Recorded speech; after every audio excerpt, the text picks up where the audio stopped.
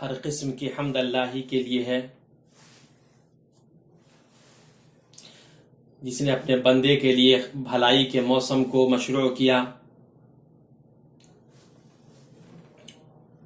اور میں گواہی دیتا ہوں کہ اللہ کے علاوہ کوئی معبود نہیں جو وسیع عطاؤں والا ہے، اور میں گواہی دیتا ہوں کہ حضرت محمد صلی اللہ علیہ وسلم اللہ کے بندے اور بندوں میں سب سے زیادہ ڈرنے والے ہیں اور سب سے زیادہ تیزی کے ساتھ بھلائی پہ چلنے والے ہیں۔ اللہ کا درود نازل ہو آپ پر، آپ کی اعلی اولاد اور صحابہ کرام پر، اور آپ صلی اللہ علیہ وسلم اور صحابہ کرام کے راستے پر چلنے والوں پر۔ اما بعد، میں اپنے آپ کو اور آپ تمام لوگوں کو اللہ کے تقوی کی وصیت کرتا ہوں، اور اللہ کی شریعت پہ استقامت برتیں۔ اے مسلمانوں، دین اسلام قوت، شوکت اور اعزاز والا دین ہے، اور اللہ کے نزدیک طاقتور مومن کمزور مومن سے بہتر اور زیادہ پسندیدہ ہے۔ ابو ہریرہ رضی اللہ عنہ سے روایت ہے، انہوں نے کہا کہ اللہ کے رسول صلی اللہ علیہ وسلم نے ارشاد فرمایا، اللہ کے نزدیک طاقتور مومن کمزور مومن سے بہتر اور زیادہ پسندیدہ ہے، اور ہر ایک میں بھلائی پائی جاتی ہے۔ اس حدیث کو مسلم نے روایت کیا ہے۔ اس حدیث میں قوت سے مراد ایمان، علم، اطاعت کی قوت اور رائے نفس و ارادہ کی طاقت ہے۔ اس میں بدن کی قوت بھی شامل کی جائے گی، جبکہ بدن کی قوت آدمی کے لیے عمل صالح پر مددگار ہو، اس لیے کہ صرف بدن کی طاقت لائق تعریف نہیں ہے۔ امام نووی رحمہ اللہ فرماتے ہیں، قوت سے مراد یہاں پر امور آخرت میں نفس و طبیعت کا پختہ ارادہ ہے، چنانچہ اس صفت سے متصف انسان جہاد میں دشمن پر ٹوٹ پڑتا ہے، تیزی سے اس کی طرف نکلتا اور اس کی طلب میں جاتا ہے، بھلائی کا حکم اور برائی سے روکنے، اس سب میں پہنچنے والی اذیت پر صبر کرنے اور اللہ کے لیے مشقتوں کو برداشت کرنے میں زیادہ عزیمت والا ہوتا ہے۔ نماز، صوم، اذکار اور بقیہ تمام عبادتوں میں زیادہ رغبت والا ہوتا ہے، ان کی طلب میں زیادہ سرگرم اور ان کی حفاظت کرنے والا ہوتا ہے۔ امام نووی رحمہ اللہ حضرت عائشہ رضی اللہ عنہا کی حدیث کی تشریح کرتے ہوئے فرماتے ہیں، نبی صلی اللہ علیہ وسلم سوتے تھے، جب پہلی اذان ہوتی تو حضرت عائشہ فرماتی ہیں آپ جلدی سے کھڑے ہو جاتے۔ امام نووی فرماتے ہیں حضرت عائشہ کا قول وثب، یعنی آپ جلدی سے اٹھ کھڑے ہوتے، اس کے اندر عبادت کا اہتمام اور چستی کے ساتھ اس میں متوجہ ہونے کا پتہ چلتا ہے، اور یہ اس صحیح حدیث کا بعض معنی ہے کہ اللہ کے نزدیک طاقتور مومن کمزور مومن سے بہتر اور زیادہ پسندیدہ ہے۔ بعض شارحین حدیث فرماتے ہیں آپ صلی اللہ علیہ وسلم کا فرمان کہ طاقتور مومن یعنی بھلائی کے کاموں پر طاقتور اور اطاعت کی مشقتوں پر غلبہ پانے والا، پہنچنے والی مصیبت پر بہت صابر، معاملات میں باشعور، اسباب میں غور اور انجام میں عقل و فکر کا استعمال کر کے تدبیر و مصلحت کو پانے والا ہوتا ہے۔ جب ہم نے یہ جان لیا اللہ کے بندو، تو یاد رہے کہ صیام کے معنی اور اس کے لائق ستائش آثار میں سے یہ ہے کہ وہ روزے داروں کے نفسوں میں طاقت فراہم کرتا ہے۔ تو آپ پائیں گے کہ بندہ اپنے ارادے سے کھانے، پینے، جماع اور روزہ کو توڑنے والی تمام چیزوں سے رک جاتا ہے، باوجود اس کے کہ پورے سال اس کو ان جائز چیزوں کی عادت رہتی ہے، مگر وہ رمضان کے دن میں اللہ کے لیے اور اللہ کے پاس موجود روزے کے اجر کے لیے ان جائز چیزوں کو چھوڑ دیتا ہے۔ یہ مسلمانوں کے لیے خواہش نفس اور شہوات پر بڑا غلبہ ہے، اور اپنے نفس پر بڑی فوقیت ہے۔ اس کے ذریعے وہ اپنے نفس کو مشقتوں کو برداشت کرنے اور بڑے بڑے مہموں جیسے جہاد، خرچ، قربانی اور اقدام کو انجام دینے کے لیے تیار کرتا ہے۔ اس لیے جب طالوت علیہ السلام نے اپنے دشمن سے قتال کا ارادہ کیا تو اللہ نے ان کی قوم کو ایک نہر کے ذریعے آزمایا، اور طالوت نے ان سے فرمایا، جب حضرت طالوت لشکر کو لے کر نکلے تو کہا، سنو، اللہ تعالیٰ تمہیں ایک نہر سے آزمانے والا ہے، جس نے اس میں سے پانی پی لیا وہ میرا نہیں، اور جو اسے نہ چکھے وہ میرا ہے۔ تو صبر و قوت والے کامیاب ہوئے اور اپنی خواہشوں پر غلبہ اور نفس کو زیر رکھنے والے کامران ہوئے، اپنی شہوتوں کے پجاری، اپنی طبیعتوں کی قوت سے مغلوب اور اپنی خواہش نفس کے قید خانے کے قیدی ان کی فرما برداری سے پیچھے رہ گئے۔ بھائیوں، صحیح عقیدہ ایسا توشہ ہے جو ختم نہیں ہوتا ہے، اور ایسا چشمہ ہے جو پیہم نشاط، جمع شدہ جوش، مشقتوں کو برداشت کرنے اور سختیوں کا سامنا کرنے کا نہ ختم ہونے والا توشہ اور نہ خشک ہونے والا چشمہ ہے۔ ایمانی طبیعت جب نفوس میں جاگزیں اور راسخ ہوتی ہے تو انسان کو ایسی قوت سے نوازتی ہے جو اس کے تمام برتاؤ پر اپنی چھاپ چھوڑتی ہے۔ چنانچہ جب وہ بولتا ہے تو اعتماد کے ساتھ بولتا ہے، جب کام کرتا ہے تو اپنے کام میں پختہ ہوتا ہے، اور جب کسی سمت متوجہ ہوتا ہے تو اپنے ہدف میں واضح ہوتا ہے۔ سچا مومن اللہ کے دین کی روح سے غیر درست معاملے کی پرواہ نہیں کرتا ہے، نہ اپنے خواہش نفس کے سامنے جھکتا ہے، نہ غیر اللہ کے سامنے جھکتا ہے، نہ اپنے جیسی مخلوق کی غلامی کرتا ہے، اور نہ ہی اپنی لذتوں اور خواہشوں کا غلام ہوتا ہے۔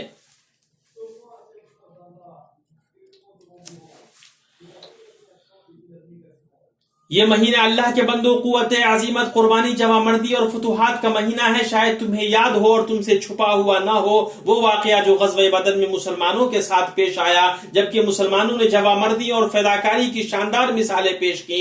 300 مسلمانوں نے 1000 مشرکین کا سامنا کیا اور امت مسلمہ کے لیے پہلی فتح حاصل کی۔ وہ میدان کارزار میں اعلیٰ ایمانی قوت کے ساتھ اترے۔ ان کے رب نے فرشتوں کے ذریعے ان کی مدد کی تاکہ ان کے دشمن کے بالمقابل مدد کرے۔ حق و باطل اور مومنوں کی قلیل اور کافروں کی کثیر تعداد کے درمیان واقع ہونے والا یہ معرکہ مسلمانوں کے بڑے فتح کے ساتھ نمایاں ہوا۔ انہوں نے 70 مشرکین کو قتل کیا اور 70 کو قید کیا۔ مسلمانوں کی طرف سے صرف 14 صحابہ کرام مارے گئے۔ اس غزوہ کو یوم فرقان کا نام دیا جاتا ہے، جیسا کہ قرآن میں اس کا ذکر ہے۔ سوال یہاں یہ ہے کہ مسلمان جب کفار سے لڑ رہے تھے تو ان کے پاس کیا تھا؟ کس وجہ سے وہ اپنے دشمن پر فائق اور ممتاز ہوئے؟ مسلمانوں کے پاس عقیدہ کی طاقت، اخلاق کی طاقت اور روحانی طاقت تھی، جن سے وہ کفار عاری تھے۔ چنانچہ اللہ کے دشمن کو شکست فاش ہوئی، جسے قرآن نے ایسی شاندار مثال بنا دیا جو دلالت کرتی ہے کہ معنوی قوت مادی قوت پر کامیابی حاصل کرنے کی کیا صلاحیت رکھتی ہے۔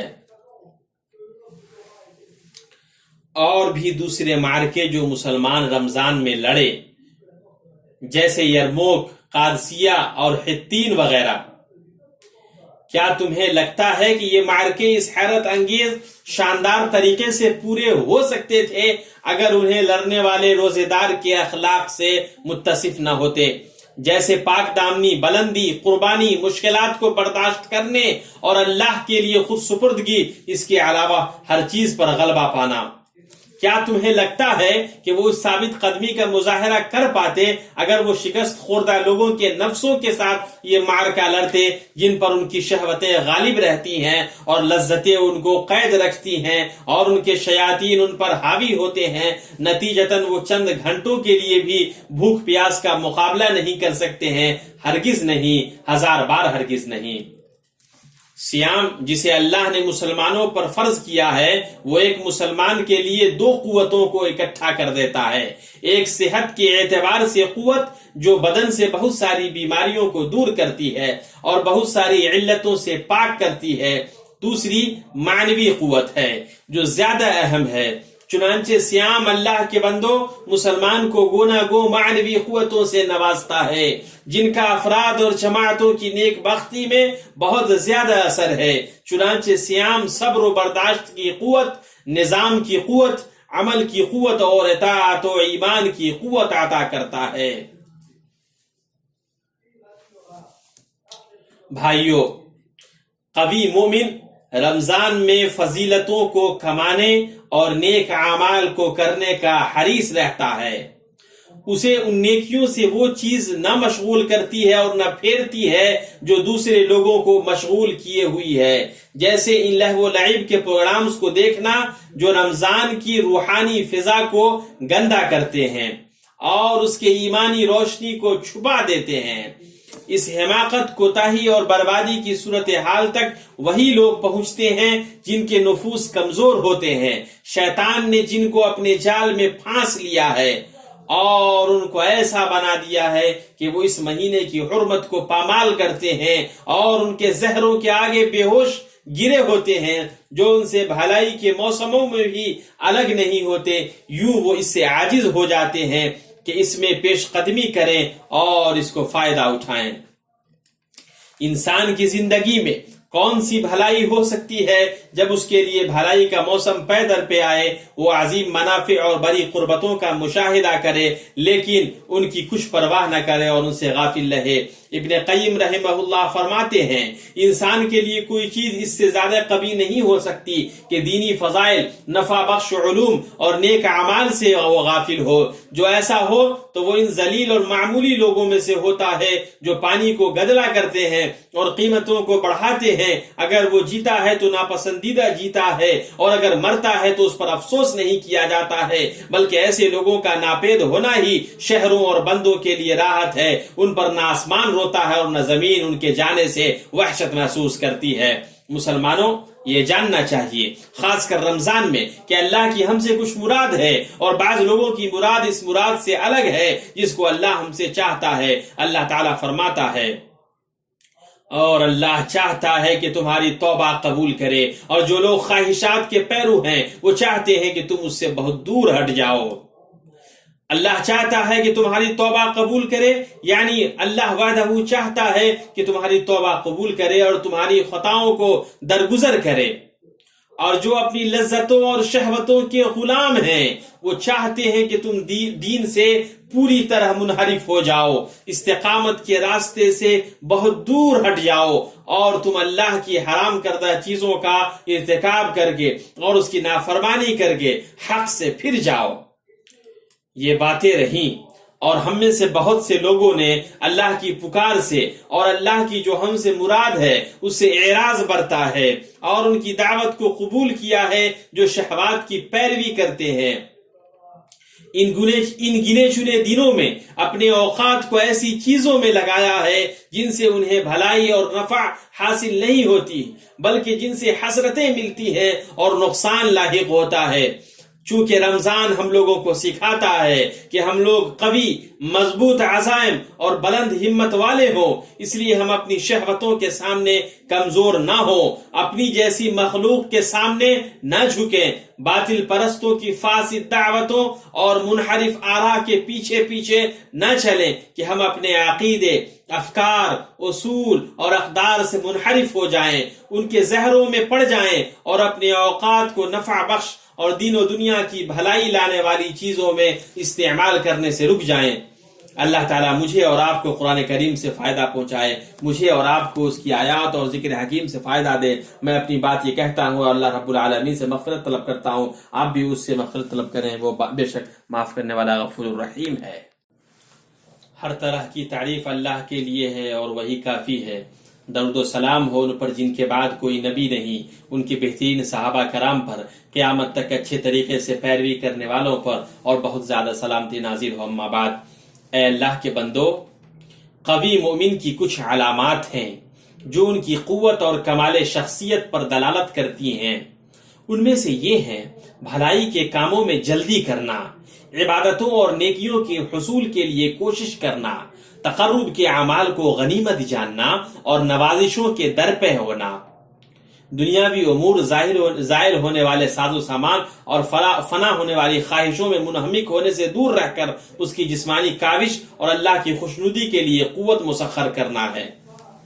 ان علامات میں سے یہ ہے کہ مومن قوی ارادہ، بلند ہمت والا ہوتا ہے، جو نہ کمزور ہوتا ہے نہ جھکتا ہے، بلکہ خوف کی جگہوں پر بہادری اور بحران کے وقت ثابت قدمی اس کا زیور ہوتی ہے، اس کے قدم متزلزل نہیں ہوتے، اس کا کوئی حصہ ڈگمگاتا نہیں ہے، اور چاہے جیسی بھی صورتحال سے وہ گزرے وہ صابر و ثابت قدم ہوتا ہے۔ شاعر کہتا ہے اگر میں بیمار پڑ گیا تو میرا صبر تو بیمار نہیں پڑا، اور اگر مجھے بخار لگ گیا تو میرے عزم کو تو بخار نہیں لگا، یعنی اگر میرا بدن بیمار ہوا تو میرا عزم اور صبر پہلے ہی جیسا صحت مند رہے گا۔ قوی ارادے کا مالک نہ راستے میں رکتا ہے نہ اس کے عزم کو کوئی چیز روکتی ہے۔ وہ علامات جو مومن کی قوت پر دلالت کرتی ہیں ان میں سے دین کے دفاع کی حمیت ہے، ان کے خلاف جو دین کے در پہ ہوتے ہیں۔ قوی مومن اپنے دین کے لیے غصہ ہوتا ہے جب وہ اللہ کی حرمتوں کو دیکھتا ہے کہ ان کی بے حرمتی کی جا رہی ہے اور ان کو پامال کیا جا رہا ہے، جبکہ وہ خود اپنے نفس کا انتقام نہیں لیتا بلکہ وہ معاف کر دیتا ہے اور درگزر سے کام لیتا ہے۔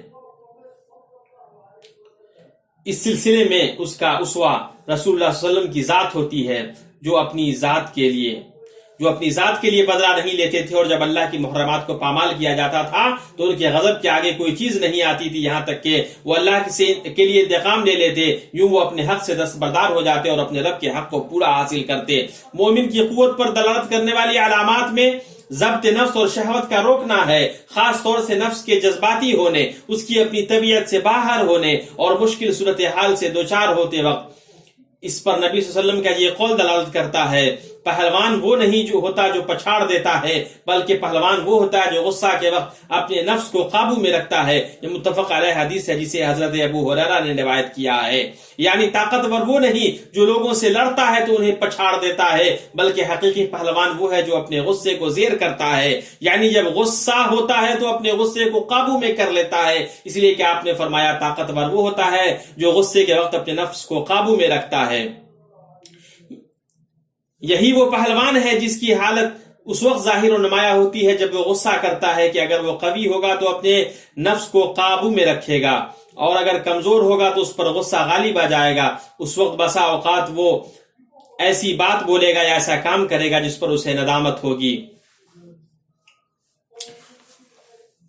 وہ عظیم آداب جن کی پاسداری انسان کے روزے کے دوران کرتا ہے وہ لڑائی، گالی گلوچ اور غصہ کو چھوڑنا ہے۔ مسلمان کے لیے یہ مشروع ہے کہ وہ جب روزہ رکھے تو بردبار ہو، اپنے نفس پر کنٹرول رکھے، اپنے جذبات کو قابو میں رکھے، اپنی زبان سے محتاط رہے، نہ وہ بھڑکے اور نہ کمتر سبب کے لیے غصہ ہو، اور جھگڑے، لڑائی اور مناقشوں میں دنیاوی فائدے اور منفعت کی بنیاد پر وہ اپنے طریقے سے نہ نکلے۔ نبی صلی اللہ علیہ وسلم کا فرمان ہے جب تم میں سے کوئی روزہ رکھے تو نہ قبیح بات کرے نہ چیخے، اگر اسے کوئی گالی دے یا اس سے لڑائی کرے تو کہہ دے کہ میں روزے سے ہوں۔ یہ متفق علیہ حدیث ہے جسے حضرت ابو ہریرہ نے روایت کیا ہے۔ مسلمانوں، بندے کے لیے ضروری ہے کہ وہ اپنی خواہش اور برائی کی طرف مائل نفس سے مجاہدہ کرے تاکہ وہ اللہ کی ہدایت پا سکے۔ اللہ کا فرمان ہے اور جو لوگ ہماری راہ میں مشقتیں برداشت کرتے ہیں ہم انہیں اپنی راہیں ضرور دکھا دیں گے۔ فضالہ بن عبید کہتے ہیں رسول اللہ صلی اللہ علیہ وسلم نے ارشاد فرمایا مجاہد وہ ہے جو اپنے نفس سے اللہ کی اطاعت میں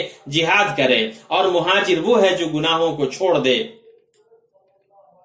ابن قیم رحمہ اللہ فرماتے ہیں جب باہر میں اللہ کے دشمنوں سے لڑنا اللہ کے لیے بندے کا اپنے نفس سے جہاد کرنے کی فرع ہے، جیسا کہ نبی صلی اللہ علیہ وسلم کا فرمان ہے مجاہد وہ ہے جو اللہ کی اطاعت میں اپنے نفس سے جہاد کرے، اور مہاجر وہ ہے جو گناہوں کو چھوڑ دے۔ تو نفس کا جہاد باہر میں دشمن کے جہاد پر مقدم ہے اور اس کی اصل ہے، اس لیے کہ جب تک آدمی اپنے نفس کو اس چیز پر آمادہ نہ کر لے کہ وہ اس چیز کو انجام دے جس کا حکم دیا گیا ہے اور اس کو چھوڑ دے جس سے روکا گیا ہے، اس وقت تک اس سے کیسے باہر میں دشمن سے جہاد ممکن ہو پائے گا؟ اس سے کیسے ممکن ہوگا کہ وہ اپنے دشمن سے جہاد کرے اور اس سے بدلہ لے، درحال کہ اس کے دونوں پہلو میں جو اس کا دشمن ہے وہ اس پر مسلط اور قابض ہے، جسے اللہ کے لیے نہ تو وہ لڑا ہے اور نہ جہاد کیا۔ ہمارے لیے ضروری ہے اللہ کے بندوں کہ ہم اپنے نفس سے اللہ کے لیے عظیم جہاد کریں، خاص طور سے ان مبارک دنوں میں۔